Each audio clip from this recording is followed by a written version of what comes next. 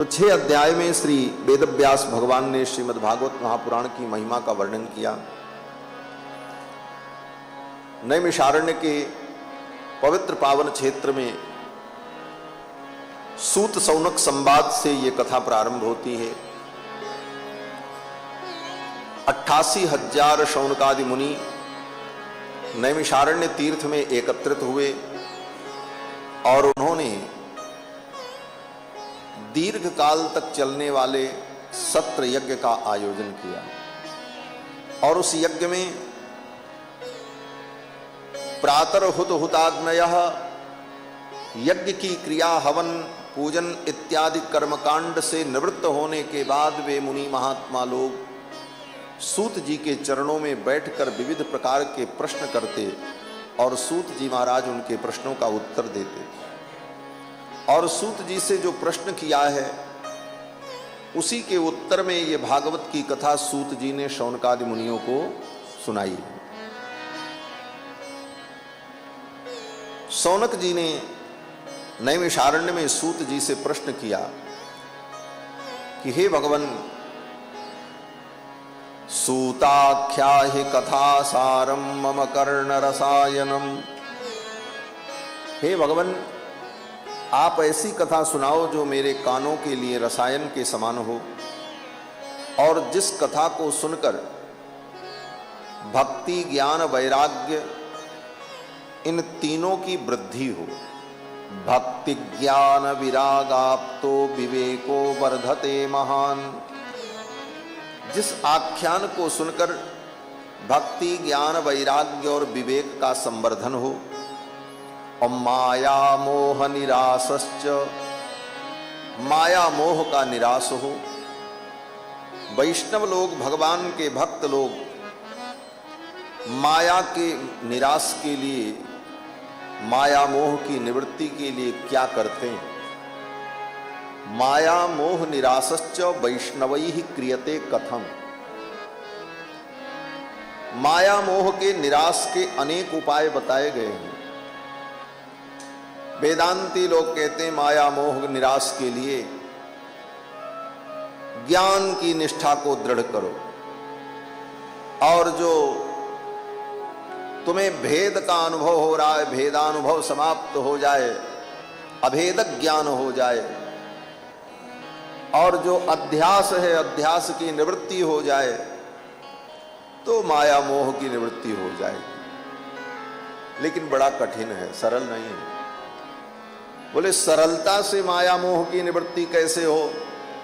जो वैष्णव है, जो भगवान का भक्त है, बहुत ज्यादा वेद वेदांत के अनुभव का उसके पास समय भी नहीं है और क्षमता भी नहीं है, ऐसा व्यक्ति माया मोह से बचने का क्या उपाय करे? माया मोह निरासश्च वैष्णवैः क्रियते कथम। कैसे करे? इस प्रश्न का उत्तर चाहिए। तो इन सारे प्रश्नों का उत्तर देते हुए सूत जी ने कहा भगवान की कथा श्रवण करो, भागवत को सुनो। भगवान की कथा सुनते सुनते माया मोह का निराश हो जाता है। कुछ भी न करे, नियम से भगवान की कथा श्रवण करता रहे तो ये भगवान की कथा ही व्यक्ति को तत्व ज्ञान प्रदान कर देती, माया मोह की निवृत्ति हो जाती। रघुबर भगति बारी छालित चित, बिन प्रयास ही सूझे। तुलसीदास कह चिद विलास, जग बूझत बूझत बूझे। जिस चिद विलास तत्व को, परमात्म तत्व को बड़े बड़े ज्ञानी बूझते बूझते थक जाते हैं, भगवान की कथा श्रवण करते करते भक्त को बड़ी सहजता से तत्वबोध प्राप्त हो जाता है। इसलिए बड़े बड़े अमलात्मा, महात्मा, विमलात्मा लोग भी भगवान की कथा में रमण करते हैं। प्रायेण मुनयो राजन निवृत्ता विधिषेधतः, नैर्गुण्यस्था रमन्ते स्म गुणानुकथने हरे। जो नैर्गुण्य पुरुष हैं, जो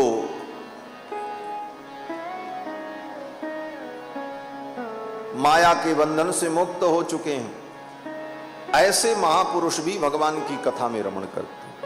इसलिए भगवान की कथा की बड़ी महिमा है और इस कथा को बार बार श्रवण करना चाहिए। कथा की महिमा का वर्णन करते हुए सूत जी कहते, मैं तुमको एक आख्यान सुनाता हूं। एक बार जब श्री सुखदेव जी महाराज राजा परीक्षित को भागवत की कथा सुनाने जा रहे थे, गंगा के तट पर, और ज्यों ही श्री सुखदेव जी ने मंगलाचरण किया, राजा परीक्षित जजमान थे, और सुखदेव जी ने ज्यों ही मंगलाचरण किया, कथा प्रारंभ की, तब तक स्वर्ग से देवता लोग आ गए। सुधा कुंभम गृहीत्वैव देवाः तत्र समागमन। देवता लोग अमृत कलश लेकर के आए स्वर्ग से, और उन देवताओं ने सुखदेव जी से कहा, महाराज ये कथा जो आप सुना रहे हो राजा परीक्षित को, ये कथा आप हमें सुनाओ। राजा परीक्षित तो मरने के डर से कथा सुन रहे हैं। आज के 7वें दिन इनको तक्षक नाग काटेगा, इनकी मृत्यु होगी, इसलिए ये कथा सुन रहे हैं। तो हम स्वर्ग से अमृत लेकर के आए हैं। सुधा कुंभम गृहीत्वैव। ये स्वर्ग का अमृत अत्यंत दुर्लभ है। मृत्युलोक में किसी प्राणी को ये सुलभ नहीं है, और मैं लेकर के आया हूं। राजा परीक्षित को ये अमृत पिला दिया जाए, और जो अमृत भागवतामृत आप इनको पिलाने जा रहे हो, वो भागवतामृत आप हमको पिला दो। स्वर्ग का अमृत ले लो और ये भागवत की कथा मुझे दे दो, ये देवताओं ने कहा। मूल बात यही। सोचो, स्वर्ग का अमृत देकर के भागवत को पाना चाहते हैं देवता। इसका मतलब बोले स्वर्ग के अमृत से भी ज्यादा महत्व इस कथा का। कृष्ण कथामृत का महत्व स्वर्ग के अमृत से भी ज्यादा। देवता कहते हैं स्वर्ग का अमृत ले लो और ये कथा मुझे दे। स्वर्ग के अमृत से भी ज्यादा जिसका मूल्य है, इस कथा का अगर मूल्य आंका जाए कि ये कितने में मिलेगी, 1000 रुपए में कि 2000 रुपए में कि 2 करोड़ में कि 2 अरब में, बोले 2 अरब खरब तो बात छोड़ दो, स्वर्ग का अमृत देकर के भी अगर तुम्हें ये कथा मिल जाए तो सौदा सस्ता है, सौदा सस्ता है। लेकिन नहीं मिली महाराज। देवता लोग चाह तो रहे थे, लेकिन सुखदेव जी ने देखा ये अमृत देकर के कथा लेना चाहते हैं, लेकिन इनके अंदर भक्ति नहीं। कथा उसे मिलती है जिसके जीवन में भक्ति होती है। सुखदेव जी ने विचार किया ये देवता भक्त नहीं है, ये तो व्यवसायी, ये व्यवसाय करने आए हैं, व्यापार करने आए। और देवताओं ने यही कहा कि कथा सुधाम प्रयच्छस्व गृहीत्वैव सुधामिमाम। इस स्वर्ग के अमृत को लेकर आप ये कथामृत दे दो, और अगर ऐसा हो गया तो एवं विनिमये जाते सुधाराज्ञा प्रपीयताम। ऐसा विनिमय हो जाने पर, व्यापार हो जाने पर राजा परीक्षित अमृत पी लेंगे और हम लोग कथामृत पी लेंगे। प्रपास्यामो वयम सर्वे श्रीमद्भागवतामृतम।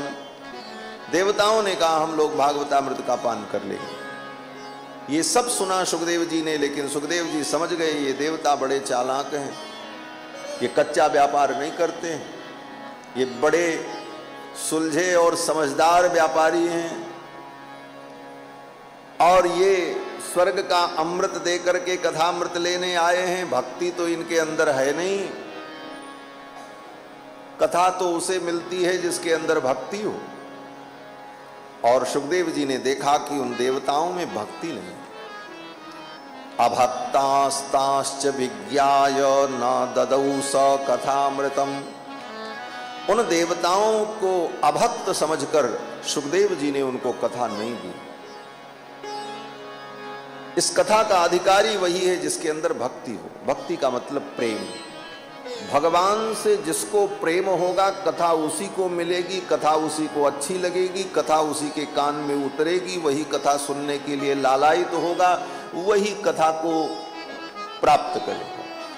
और जिसके अंदर भगवान के प्रति प्रेम नहीं है उसको न कथा अच्छी लगेगी, न कथा से उसको कोई मतलब होगा, न कथा में वो कोई उसकी रुचि होगी। जब तक भगवान में प्रेम नहीं होगा तब तक भगवान की कथा अच्छी नहीं लगेगी।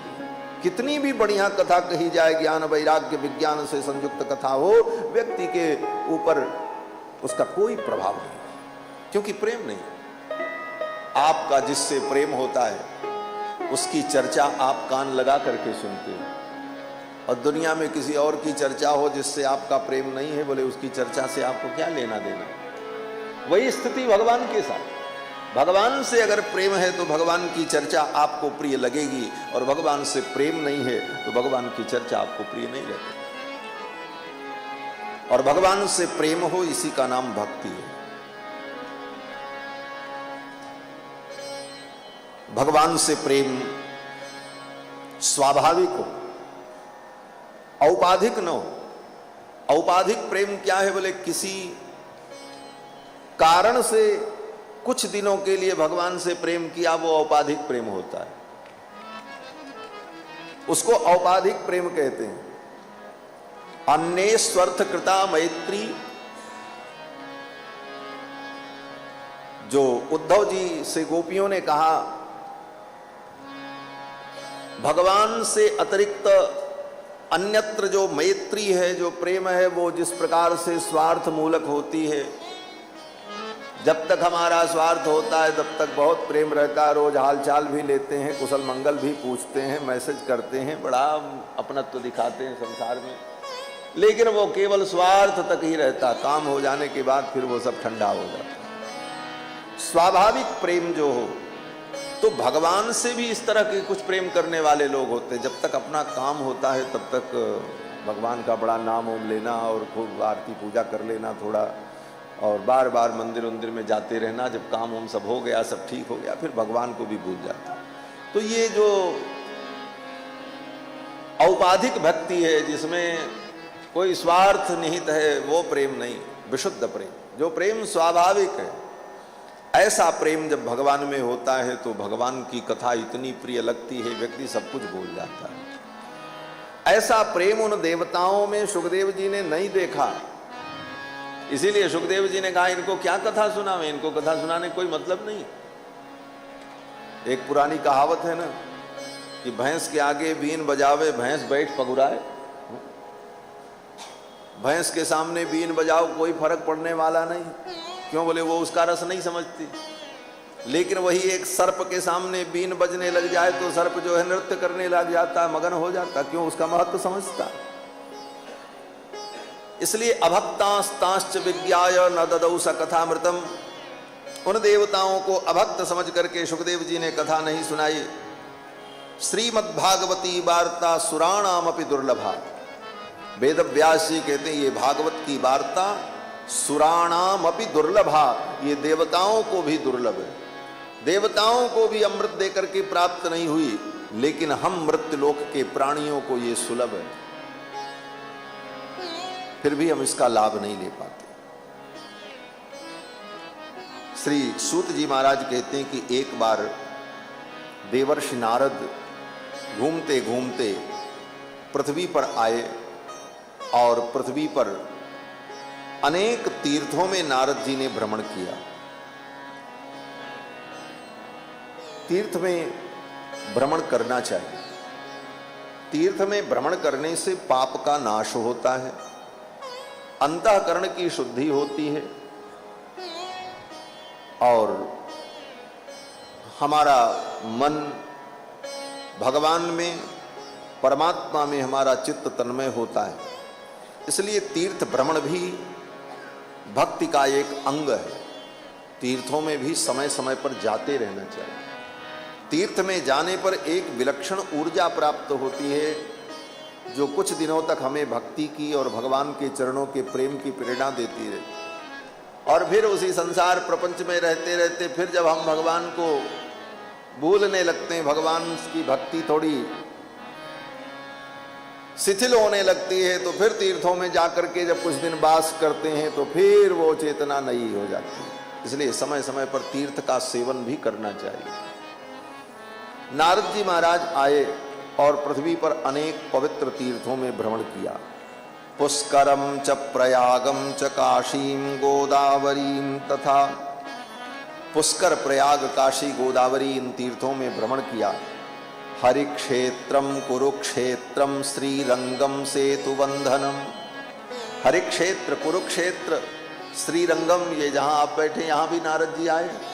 सेतुबंधनम, सेतुबंध रामेश्वरम, एवमादिषु तीर्थेषु भ्रममाण इतस्ततः, इन समस्त तीर्थों में देवर्षि नारद ने भ्रमण किया। लेकिन नारद जी के मन को शांति नहीं मिल रही थी। जहां भी नारद जी गए सब जगह उन्हें कलयुग का प्रभाव दिखाई पड़ा। कलयुग आ चुका था। व्यास जी कहते हैं कलिना धर्म मित्रेण धरेयम बाधिताधुना, कलिना धर्म मित्रेण, ये कलयुग जो है ये अधर्म का मित्र है। कलयुग की अधर्म से पक्की दोस्ती है। जहां अधर्म होगा वहां कलयुग पहुंच जाएगा, इसका मतलब यही हुआ। और जहां अधर्म होगा वहां कलयुग पहुंचेगा। और कलयुग क्या करेगा? बोले कलयुग का काम यही है, सबको दुख देना। इसको कलह प्रिय है, कलयुग को कलह प्रिय होता है। जहां पर कलयुग के स्वरूप का वर्णन है वहां पर लिखा है पिशाच वदन क्रूरः कलिश्च कलह प्रियः, पिशाच वदन क्रूरः, ये कलयुग जो है इसका वदन बड़ा भयानक है। पिशाच वदन क्रूरः, और ये कलयुग बहुत क्रूर है, निर्दयी है। और कलिश्च कलह प्रियः, कलयुग को कलह प्रिय है। ये जहां रहता है कलयुग कलह कराता रहता है। कलह, कलह का मतलब लड़ाई, क्लेश, भाई भाई में लड़ाई, पति पत्नी में लड़ाई, बाप बेटे में लड़ाई, सब से लड़ाई कराने वाला काम ही करता है। और जब कलह होगा तो स्वाभाविक दुख हो। तो ये कलयुग कहां प्रभाव दिखाता है? बोले जहां अधर्म होता है, क्योंकि अधर्म का मित्र है। जीवन में अधर्म आया, आपके घर में अधर्म आया, आपके व्यवहार में अधर्म आया तो कलयुग को लेकर के आएगा, क्योंकि कलयुग उसका मित्र है।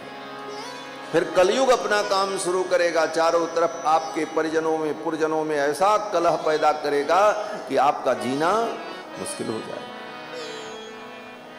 ये अधर्म का मित्र है। कलिना धर्म मित्रेण धरेयम बाधिताधुना, और अपने मित्र अधर्म से मिलकर के इस कलयुग ने सबको त्रास दे रखा है। नारद जी जहां जहां गए नारद जी को कहीं शांति नहीं मिली। सत्यम नास्ति तपस्सौचम दया दानम न विद्यते, नारद जी जहां जहां गए कहीं सत्य नहीं दिखाई पड़ा, कहीं दान नहीं दिखाई पड़ा, दया नहीं दिखाई पड़ी। दया दानम न विद्यते, बोले महाराज दया और दान सत्य तो आज भी दिखता है। बोले दिखता तो है, लेकिन उसका जो स्वरूप, जो भाव होना चाहिए वो भाव नहीं। आज भी सत्य बोला जाता है लेकिन मजबूरी में बोला जाता है, स्वाभाविक सत्य की निष्ठा नहीं रही। और तपः, तपस्या नहीं रही। दया दानम न विद्यते, व्यक्ति के अंदर दया भी नहीं रही, और जो दया है वह भी दया के भाव से दया कम है, दिखाने के भाव से ज्यादा है। अगर कोई आज गरीब को, भूखे को रोटी भी बांटता है तो उसका वीडियो बनाने लगता है कि इसको हम दिखावें दुनिया को कि हम दया कर रहे हैं। ये दया का पाखंड है।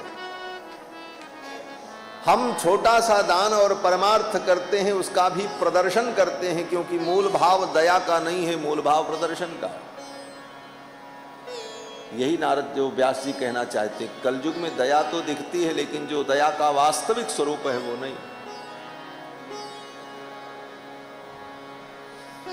एक गरीब को कोई वस्तु भी देते हैं तो दिखा करके 4 बार जरा ऐसे खड़े हो जाओ, लो फोटो खींच जाए, जिससे दुनिया को हम बतावें कि हमने इतनी दया की है। ये दया नहीं। दानम, यही स्थिति दान की। दया दानम न विद्यते, आज व्यक्ति दान भी करता है तीर्थ में, मठ में, मंदिरों में, तो उसका उद्देश्य ये होता है कि कभी हम जाएं तो हमको अच्छी फैसिलिटी मिले, बढ़िया सुविधा, उसका भी बेनिफिट, उसका भी लाभ उसे चाहिए। और अगर वो सुविधा उसे प्राप्त नहीं हुई तो फिर गली गली वो कहता भी है कि इतना हम देते थे, इतना हमने दिया और जाने पर हमको कुछ नहीं सेवा मिली। दान के बदले में भी वो फल चाहे। दान के बदले में दो फल थोड़ी मिलेगा, एक फल मिलेगा, या तो यहां फल ले लो या तो वहां फल ले लो। अगर यहां आपने उस दान का फल ले लिया तो फिर वहां उसका फल नहीं मिलेगा। इसलिए कहा कि दया दानम न विद्यते, उदरम भरिणो जीवा बराका कूटभाषिणः।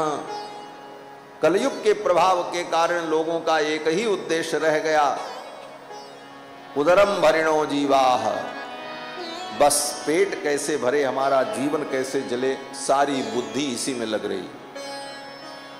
सारी बुद्धि, सारा ज्ञान व्यक्ति केवल इसी में लगाए है कि हमारा जीवन कैसे चले। जबकि सत्य ये है, जीवन चलाने के लिए कुछ करने की जरूरत नहीं, जीवन अपने आप ही चलता है। और जीवन चलाने वाला बैठा हुआ है, वो चला रहा है। आप कुछ नहीं करोगे तब भी चलेगा, लेकिन ये अनुभव करना पड़ेगा। श्री मलूकदास जी महाराज कहते हैं ना कि अजगर करे न चाकरी, पंछी करे न काम, दास मलूका कही गए सबके दाता राम। पेट भरने के लिए कितने जीव कितना परिश्रम करते हैं, लेकिन अजगर बोले कुछ नहीं करता, लेकिन उसका भी पेट भरता है कि नहीं भरता। अजगर करे न चाकरी, पंछी करे न काम। पंछी कोई खेती नहीं करता है, कोई परिश्रम नहीं करता, लेकिन उसका भी पेट भर जाता है। तो जीवन यात्रा तो चलेगी। जीवन का उद्देश्य केवल पेट भरना ही नहीं है, जीवन का उद्देश्य कुछ और भी है। और जीवन का उद्देश्य है परमात्म तत्व को प्राप्त करना। उस परमात्म तत्व को हम प्राप्त कर लें, अपने स्वरूप को हम जान लें, यही दुख की निवृत्ति का मूल है। नारद जी महाराज जहां जहां गए कहीं भी उनको शांति नहीं मिली। पाखंड निरता संतो, चारों तरफ पाखंड ही दिखाई पड़ा नारद जी को। अंत में नारद जी घूमते घूमते वृंदावन पहुंचे। और जब वृंदावन पहुंचे देवर्षि नारद, तो वृंदावन में देवर्षि नारद ने देखा जमुना के तट पर एक स्त्री रो रही थी।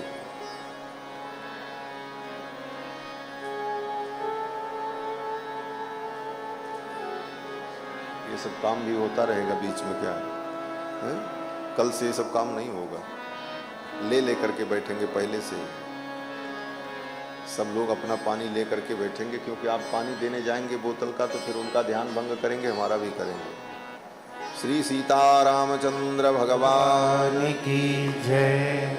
पानी नहीं पिलाएंगे आपको, हम कथा पिलाएंगे, कथा पियो।